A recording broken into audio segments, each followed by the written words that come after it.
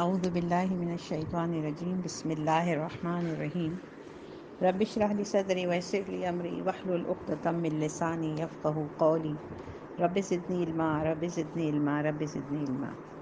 آج ہم سورہ بقرہ کی آیت نمبر 130 سے 135 تک پڑھنے کی سعادت حاصل کریں گے۔ اب تک کی پچھلی آیات سے ہم جان رہے ہیں، جنہوں نے پچھلے اسباق کو پڑھا ہے اور اس کو سنا ہے، تو ابراہیم علیہ السلام کا تذکرہ چل رہا ہے جب انہوں نے خانہ کعبہ کی تعمیر کی حضرت اسماعیل کے ساتھ، اور انہوں نے مل کر دعا کی کہ اللہ تعالی ہم میں سے، ہماری نسل میں سے ایک نبی کو مبعوث فرمائیے جو کہ 4 اہم کام کریں گے: کتاب کی تلاوت کریں گے، کتاب کا علم دیں گے، اس کی حکمتیں بتائیں گے، اور پھر تمام لوگوں کا تزکیہ کریں گے۔ تو لوگوں کا تزکیہ یہ اپنے نفس کا تزکیہ کرنا۔ آگے آیت نمبر 130 کو ہم پڑھتے ہیں۔ بسم اللہ الرحمن الرحیم۔ وَمَن يَرْغَبُ، اور کون ہوگا، من مانے کون ہوتا ہے، وَمَن يَرْغَبُ عَن مِلَّةِ ابراہیم، اور کون ہوگا جو ابراہیم کے طریقے سے منہ موڑے گا۔ ملت مانے طریقہ۔ اب یہاں پہ آپ کو واو مانے اور، من مانے کون، یرغب ان۔ اب یہ لفظ ہے رغبت، یعنی رغبت لفظ عربی زبان میں 2 طریقے سے استعمال کیا جاتا ہے، جبکہ اردو میں رغبت سے مطلب ہم کسی کی طرف راغب ہونا، اس کو پسند کرنا، ٹھیک ہے۔ لیکن عربی میں یرغبو کے بعد آنے والے حروف جر سے، آنے والے حروف سے یہ پتہ چلے گا کہ اس کے معنی دونوں میننگ میں آ رہے ہیں۔ دیکھیں کتنی گہرائی ہے عربی میں، غور سے دیکھیے۔ یرغبو، اگر یرغبو الا آئے گا تو الا مطلب ہوتا ہے طرف، تو اس کا مفہوم بن جاتا ہے کسی شے کی طرف رغبت ہونا یا محبت ہونا یا میلان ہونا۔ جبکہ اگر لفظ ہو راغبہ ان، ان مانے سے، تو اس کا مطلب ہوگا کسی شے سے متنفر ہونا، اس شے کو چھوڑ دینا۔ تو یہاں دیکھیے اس آیت میں یرغب ان آیا ہے، تو اس کا مطلب یہاں پہ آئے گا کہ اور کون ہوگا جو ابراہیم کے طریقے سے منہ موڑے گا۔ اب کون ہوگا یہ ایک سوال کر کے آگے جواب ہے، الا سوائے، من صفیہ نفسہ، جس نے اپنے آپ کو حماقت میں مبتلا کرنے کا فیصلہ کر لیا۔ یعنی اس کے سوا اور کون ایسا احمق انسان ہوگا، کوئی احمقی انسان ہوگا جو کہ ابراہیم کے طریقے سے منہ موڑے۔ وَلَقَدِ اسْتَفَيْنَاهُ فِي الدُّنْيَا، اور ہم نے یقیناً، تحقیق، لقد آ جائے کسی چیز میں تو بہت زیادہ اس میں زور آتا ہے، اور ہم نے تو انہیں دنیا میں بھی منتخب کر لیا۔ وَإِنَّهُ، اور انہیں، اِنَّا مانے بے شک، ہو مانے انہیں، یہ جو ہو ہے یہ حضرت ابراہیم کی طرف جا رہا ہے، یہ ضمیر جاری ہے۔ وَإِنَّهُ فِي الْآخِرَةِ، اور یقیناً آخرت میں بھی، لَمِنَ الصَّالِحِينَ، وہ ہمارے صالح بندوں میں سے ہوں گے۔ دنیا میں تو وہ صالح ہیں، انہوں نے سارے امتحانات، جتنی بھی ابتلا ان پہ ڈالی گئیں، جو بھی آزمائشیں ڈالی گئیں، ان سب میں حضرت ابراہیم علیہ السلام پورے ہوئے، اور اللہ تعالیٰ نے کہا کہ اب وہ آخرت میں بھی ہمارے صالح بندوں میں سے ہوں گے۔ آیت نمبر 131، اذ قال لہو ربہ، اور جب کہا، قالا کہا، لہو اس سے، ربہ اس کے رب نے، دونوں میں ہو کی ضمیر آ رہی ہے، ہر لفظ کے ساتھ دیکھیں، لا کے ساتھ ضمیر آئی، لا مانے ہوتا ہے کے لیے یا سے، رب ہو تو کیا مطلب ہوا، اور جب کہا اس سے، اس کے رب نے، اسلم، متی ہو جاؤ۔ اسلم کا مطلب ہوتا ہے سرنڈر کر جانا، بالکل سر جھکا دینا، گھٹنے ٹیک دینا۔ تبھی تو ہم مسلمان ہیں کہ ہم اللہ کے آگے، اللہ کے حکم، ہر حکم کے آگے سرنڈر کر دیتے ہیں، بالکل اپنے آپ کو ہاتھ پاؤں گھٹنے ٹیک دیتے ہیں۔ تو کیا کہا، اور متی اور فرما بردار بن جاتے ہیں، ذرا سی بھی کسی حکم کی خلاف ورزی نہیں کرتے۔ تو جب اللہ نے کہا اذ قال لہ ربہ اسلم، جب اس سے اس کے پروردگار نے کہا متی ہو جاؤ، فرما بردار ہو جاؤ، قالا، تو انہوں نے جواب دیا، اسلمت، میں متی فرما بردار ہو گیا، لرب العالمین، کس کا ہوں؟ تمام جہانوں کے پروردگار کا۔ تو اس نے کہا میں متی و فرما بردار ہوں تمام جہانوں کے پروردگار کا۔ یہاں تک کہ اکلوتے بیٹے کو ذبح کرنے کا حکم آیا، اس پہ بھی سر تسلیم خم کر لیا۔ جب کہا آگ میں کود جاؤ، اس پہ بھی کود گئے۔ آپ دیکھیں کہ 87 سال کی عمر تک انہوں نے اللہ تعالیٰ سے دعا کی، تب جا کے اسماعیل جیسا بیٹا ملا۔ ابھی وہ پیدا ہوا، چھوٹا سا تھا، اللہ نے حکم دے دیا کہ جا کے اس کو ریگستان میں اور اس کی ماں کے ساتھ چھوڑا ہے، سرنڈر کر دیا اللہ کے حکم کے آگے۔ کچھ نہیں سوچا کیوں چھوڑوں، کیسے چھوڑوں، کیا ہوگا، پانی کہاں سے ہوگا، کھانا کیا ہوگا، کچھ بھی نہیں سوچا۔ پھر جب وہ بچہ بڑا ہو کے 13 سال کا ان کے برابر آنے لگا اور 100 سال کی عمر ان کی ہو گئی حضرت ابراہیم کی، اب پھر اللہ تعالیٰ نے ان کا آخری اور سب سے بڑا امتحان لیا اور کہا کہ اپنے اس بیٹے کو ہماری راہ میں ذبح کر دو۔ ہے کوئی ایسا تب ایسی شخصیت نظر آتی ہے؟ تبھی اللہ تعالیٰ نے انہیں اپنا خلیل اللہ کہا۔ تو یہ وہ امتحانات ہیں جن سے گزر کر، تو وہ امتحان سے کب گزرے گا؟ جب یہ ہوگا اسلمت لرب العالمین، کہ میں تو فرما بردار ہو گیا رب العالمین تمام جہانوں کے پروردگار کا۔ آیت نمبر 132، وَوَصَّى وصیت سے نکلا ہے، وَوَصَّى بِهَا، اور اسی کی وصیت کی تھی کس نے؟ ابراہیم نے۔ کس بات کی؟ جو عمل کرتے ہوئے آئے تھے اسی بات کی انہوں نے وصیت کی تھی اللہ تعالیٰ کے آگے، جو سر جھکایا تھا۔ تو اب دیکھیں کیا کہا، وہ وصّى بها ابراہیم، اور اسی کی وصیت کی تھی ابراہیم نے، بنی بیٹوں کو کہتے ہیں اپنے بیٹے کو، و یعقوب، اور یعقوب نے بھی، یعنی حضرت ابراہیم نے بھی اپنے اولادوں کو یہ نصیحت کی تھی اور وصیت کی تھی۔ وصیت کہتے ہیں مرنے سے پہلے کی جو باتیں بتائی جائیں، جب موت کا وقت قریب آنے لگتا ہے تو باپ اپنے اولادوں کو جو کچھ بھی کہتا ہے۔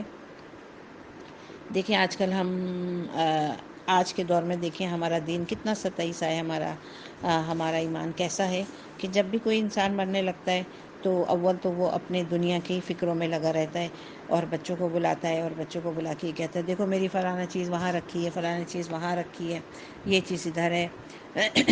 اور بہت زیادہ اگر اس نے نصیحت کی، وصیت کی، تو یہ کہے گا کہ مل جل کے رہنا، دیکھو لڑائی نہیں کرنا، ماں کا خیال رکھنا۔ لیکن یہاں دیکھیں نبی اور نبی کے بیٹے کیا وصیت کر رہے ہیں۔ اب کیا وصیت ہے وہ دیکھیں، یا بنی، اے میرے بیٹو، ان اللہ اصطفیٰ لکم الدین، اے میرے بیٹو اللہ نے تمہارے لیے یہی دین پسند فرمایا ہے، فلا تموتن، پس، فا مانے پس، لا مانے نہیں، دو لفظ ملائے تب بنا فلا، پس نہیں، بالکل نہیں، ہرگز نہیں، تموتن، تمہیں موت آئے یا ہرگز تم نہیں مرنا، کس وقت تک؟ الا، اس وقت تک، وانتم مسلمون، جب تک کہ تم مسلمان نہ ہو، یا یوں کہیں پس تم ہرگز نہ مرنا مگر مسلمان، یعنی مسلمان دیکھنا تمہیں موت نہ آنے پائے یہاں تک مگر فرما برداری کی حالت میں۔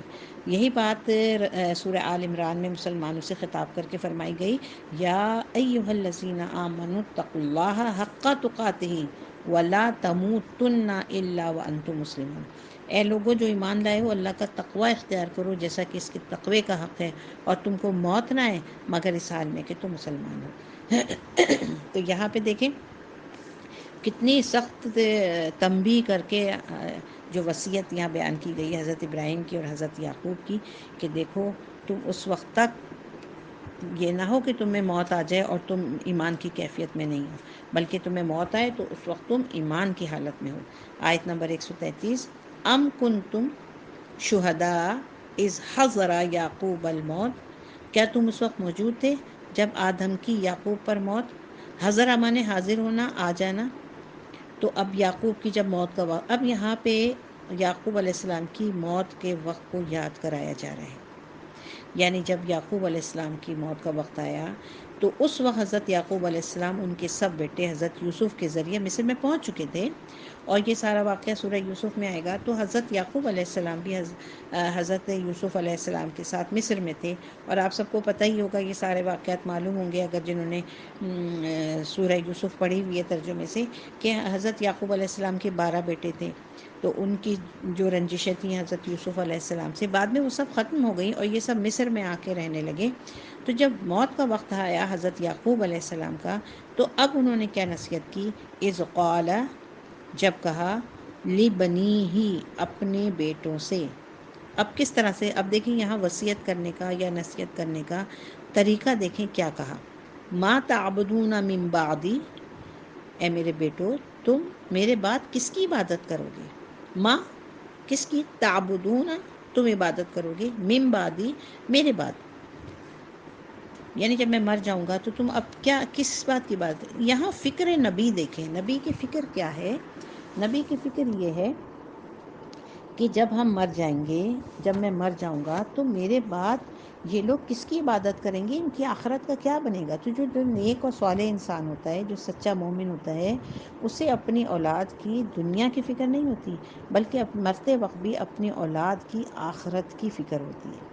حالانکہ یہ بالکل سیدھی سادھی سامنے انڈرسٹوڈ بات ہے کہ ایک شخص جب وہ مر رہا ہے تو اسے آخری دنیا کا تو پورا یقین ہے، کامل ہو گیا نا. اب تو سامنے اس کو سب نظر آ رہا ہے کہ میرے جانے کا وقت ہے، اور اس کو اپنی آخرت نظر آ رہی ہے. تو اصولی طور پر اس کو اپنے بچوں کو آخرت کی ہی نصیحت کرنی چاہیے. لیکن آج بھی ہم لوگوں کے دل اتنے دنیا کی طرف ہوتے ہیں کہ اس وقت بھی ہم بچوں کو یہ نصیحت کر رہے ہوتے ہیں، بیٹا مکان کے کاغذات یہاں رکھے ہیں، تمہارے گاڑی کے کاغذات یہاں رکھے ہیں، میرے بینک میں اتنا بینک بیلنس ہے، وہاں سے چابی اٹھا لینا، وہاں سے رکھ لینا. اس وقت کون نصیحت کرتا ہے، کون وصیت کرتا ہے کہ میرے بعد تم کس کی عبادت کرو گے؟ کون اپنے بچوں کی عبادت کا، ایمان کا خیال کرتا ہے؟ یہ تو نبی کی شان ہے.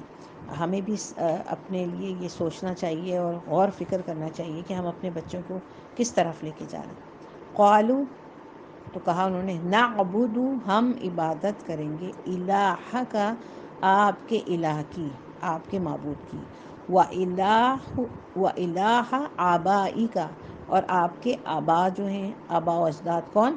ابراہیم و اسماعیل و اسحاق. تو کون کون جو آپ کے آبا ہیں، آبا و اجداد؟ آپ کے ابراہیم علیہ السلام، پھر ان کے بیٹے اسماعیل علیہ السلام اور اسحاق علیہ السلام. تو جو حضرت یعقوب تھے وہ حضرت ابراہیم کے پوتے تھے، یعنی حضرت ابراہیم کے 2 بیٹے. پھر بار بار میں آپ کو بتاتی ہوں تاکہ آپ لوگوں کے ذہن میں ایک چیز پختہ ہو جائے. ابراہیم علیہ السلام کے 2 بیٹے تھے، اسماعیل اور حضرت اسحاق.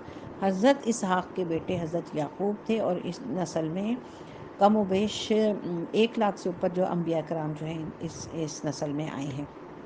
تو حضرت اسحاق علیہ السلام کے بیٹے حضرت یعقوب. تو اب جب حضرت یعقوب نے اپنے بیٹوں سے پوچھا کہ میرے بعد تم کس کی عبادت کرو گے، تو بچوں نے کہا کہ یقیناً ہم آپ کے الہ کی عبادت کریں گے، اور آپ کے آبا جتنے تھے، ابراہیم، اسماعیل، اسحاق، ان کی عبادت کریں گے. کیوں؟ الہ واحدہ، وہی ایک معبود ہے. اس کی وجہ کیا ہے؟ کہ وہی ایک واحد معبود ہے. وَنَحْنُ لَهُ مُسْلِمُونَ، اور ہم سب اسی کے مطیع اور فرما بردار ہیں. دیکھیں ہر جگہ ہر نبی نے اپنے آپ کو مسلمون کے سے منسلک کیا، یعنی مسلمان کے. تو پھر یہ یہود و نصارہ کہاں سے آ گئے؟ یہ یہودی کا لفظ کہاں سے آ گیا اور نصارہ کا کہاں سے آ گیا؟ آیت نمبر 134، تِلْکَ أُمَّةٌ قَدْ خَلَتْ، یہ ایک جماعت تھی جو گزر چکی. یہ آیت اس رکوع میں تقریباً 2 مرتبہ آئی ہے. یہ انسان، یعنی کیا کہہ رہے ہیں اللہ تعالیٰ؟ یہ انسانوں کا ایک گروہ تھا جو گزر گیا. کون؟ ابراہیم، اسماعیل، اسحاق، یعقوب، اور ان کی سب اولادیں گزر چکی ہیں. لہا ما کسبت، ان کے لیے تھا جو انہوں نے کمایا، جو کچھ انہوں نے محنت کی، جس دین پہ وہ قائم رہے، جو ایمان کی ان کی کیفیت تھی، وہ ان کے لیے ہی فائدہ مند ہے. وَلَكُمْ مَا كَسَبْتُمْ، اور تمہارے لیے وہی ہوگا جو تم کماؤ گے. یہاں یہ کوئی دعویٰ نہیں ہے کہ ہمارے ابا، ہمارے پردادا یا اس سے پہلے نبی تھے تو اس لیے اب ہم بخشائے ہیں. اللہ تعالیٰ نے صاف لفظوں میں کہہ دیا کہ وہ جو نیک لوگ تھے انہوں نے جو کچھ بھی کمایا اس کا اجر ان کو ملے گا آخرت میں، اور جو تم کماؤ گے، جتنی بھی تم محنت کرو گے، اس کا اجر تمہیں ملے گا. اب آج تم نبی پاک صلی اللہ علیہ وسلم کی سے بغض اور عناد رکھ رہے ہو، تو کیا خیال ہے تمہیں کہ تمہارے اگر جد امجد اسحاق اور یعقوب تھے تو کیا تمہیں ان کی وجہ سے بخش دیے جاؤ گے؟ نہیں، بلکہ جو تمہارا عمل ہے اس عمل کی وجہ سے تمہیں جزا و سزا ملے گی. وَلَا تُسْأَلُونَ عَمَّا كَانُوا يَعْمَلُونَ، تم سے یہ نہیں پوچھا جائے گا کہ وہ کیا کرتے تھے. ولا اور نہیں، تسألون سوال کیا جائے گا، عما کانوا یعملون کہ وہ کیا کرتے تھے. کتنی پیاری آیت ہے. اس کا مطلب یہ ہے کہ ہر شخص سے، کسی بھی شخص سے جو جب اللہ کے سامنے حاضر ہوگا، اس سے کسی دوسرے کے بارے میں سوال نہیں ہوگا. اس سے یہ نہیں کہا جائے گا کہ تمہارے بھائی نے تمہارے ساتھ کیا کیا، تمہارے باپ نے تمہارے ساتھ کیا کیا، یہ تمہارے باپ بہت نیک تھے، تمہارے دادا بہت نیک تھے، تم ولیوں کی اولاد میں سے ہو. بلکہ پوچھا جائے گا کہ تم نے کیا کیا. اگر تم نے بھی انہی کی راہ اپنائی، ایمان کی راہ اپنائی، تو تمہارے لیے جنت کے دروازے کھلے ہوئے ہیں. تو اس پس منظر میں اب یہود کی خباثت کو نمایاں کیا جا رہا ہے کہ ابراہیم اور یعقوب کی وصیت تو یہ تھی، مگر اس وقت کے یہود نصارہ کا کیا رویہ ہے؟ انہوں نے رسول اللہ صلی اللہ علیہ وسلم کے خلاف محاذ بنا کے رکھا ہوا ہے. آیت نمبر 135، وقالو اور وہ کہتے ہیں، کونو ہو جاؤ، ہودن او نصارہ، کہ کہتے ہیں کہ یہودی ہو جاؤ یا نصارہ ہو جاؤ، تہتدو تب تم ہدایت پاؤ گے. اب الٹا، ایک تو نبی پاک صلی اللہ علیہ وسلم کے خلاف متحد ہو کے محاذ بنایا، اس کے بعد اب یہ فرق کہہ رہے ہیں ان سے کہ تم لوگ یا تو یہود ہو جاؤ یا نصارہ ہو جاؤ تب ہدایت پاؤ گے. کل بل ملت ابراہیم حنیفہ، کہہ دیجئے کہ نہیں، بلکہ ہم تو پیروی کریں گے ابراہیم کے طریقے کی، بالکل یکسو ہو کر. حنیفہ یعنی بالکل ایک دم پوری طرح یکسو ہو کر، جو ابراہیم علیہ السلام کا طریقہ تھا ہم تو اس پہ چلیں گے. وما کان من المشرکین، اور وہ مشرکوں میں سے نہیں تھے. کیوں؟ اس لیے کہ یہودوں نے حضرت اسرائیل کو اللہ کا بیٹا بنا دیا، نعوذ باللہ، اور عیسائیوں نے حضرت عیسیٰ علیہ السلام کو اللہ کا بیٹا بنا دیا. تو کہاں سے یہ جو تین والا تالیس و ایک جو ان کا جو قاعدہ ہے، تین میں تیرہ والی، یعنی کہ اللہ ہے اور نبی ہے اور یہ ہے عیسیٰ ہے اور مریم ہے، یہ کہاں سے یہ سب آ گیا؟ نعوذ باللہ، استغفر اللہ. کہاں سے یہ فرشتوں کو بیٹیاں بنانے لگ گئے اللہ کی؟ کیوں یہ شرک کر رہے ہیں؟ جبکہ نہ ابراہیم نے ایسا کیا، نہ اسماعیل نے کیا، نہ اسحاق نے کیا، نہ یعقوب نے کیا، نہ ان کے اولادوں نے کیا. تو اب تم آ کے ایسے کام کیوں کر رہے ہو؟ تو یہ بہت ہی خوبصورت آیات ہیں، ان کو بار بار پڑھنا چاہیے، پڑھ کے ان کو سمجھنے کی کوشش کرنا چاہیے. اس میں جو سبق مل رہا ہے وہ یہ کہ سب سے پہلا سبق تو یہ مل رہا ہے کہ ابراہیم علیہ السلام بھی مسلمان تھے، اپنے آپ کو متی اور فرما بردار، کیونکہ مسلم کا معنی متی اور فرما بردار کے ہیں، اور ان سے جو بھی نسل چلی ابراہیم اسحاق کی، وہ سب شرک سے پاک تھے اور ایک اللہ کی عبادت کرنے والے تھے. نمبر 2 بات، ہر شخص کو اس کے اپنے اعمال کے مطابق سزا و جزا ملے گی. کسی کو یہ نہیں ہوگا کہ وہ اس کے باپ دادا کی وجہ سے اس کو کوئی انعامات دیا جائے، یا اگر اس کے باپ دادا کوئی غلط کام میں مبتلا تھے تو اس کی سزا اولاد کو ملے گی. نہیں، ہر شخص کو اس کے اپنے اعمال کی ہی جزا و سزا ملے گی قیامت کے دن. اسی لحاظ سے وہ دوزخ یا جنت میں جانے کا مستحق ہوگا. صدق اللہ العظیم.